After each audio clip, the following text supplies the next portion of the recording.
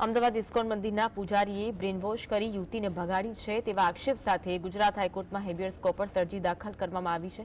મેઘાણીનગર વિસ્તારમાં રહેતા યુવતીના પિતાએ 27મી જૂનના રોજ તેના ગુમ થયાની અરજી પોલીસ સ્ટેશનમાં કરી હતી।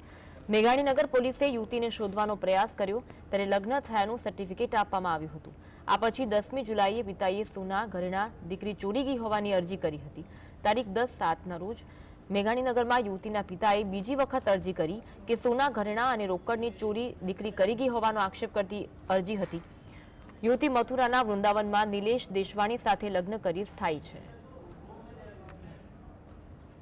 તપાસ દરમિયાનમાં આપણને જાણવા મળ્યું કે દીકરીએ જે છે રજિસ્ટર મેરેજ કરી લીધેલા છે મથુરા અરે ગાઝિયાબાદ મુકામે યુપીમાં આર્ય સમાજમાં એ રીતના એટલે સમગ્ર જે છે ઘટના ત્યાં એટલેથી આપણે અને દીકરીનો સંપર્ક થયો આપણે જાણ કરી જે આક્ષેપો સમગ્ર જે આક્ષેપો છે એમાં જે પોલીસને પ્રથમ જે અરજી આપી છે એના પછી જે બીજી અરજી છે એની અંદર આવું કંઈ ઇસ્કોન મંદિરને લગત કે આ બાબતે આપણને આપણી તપાસમાં આવું કંઈ તથ્ય સામે આવેલું નથી અને જે છે અમને એકવાર દીકરીને પાછી લાવવા માટેના આ પ્રયત્નો હોય એવું પ્રાથમિક દ્રષ્ટિએ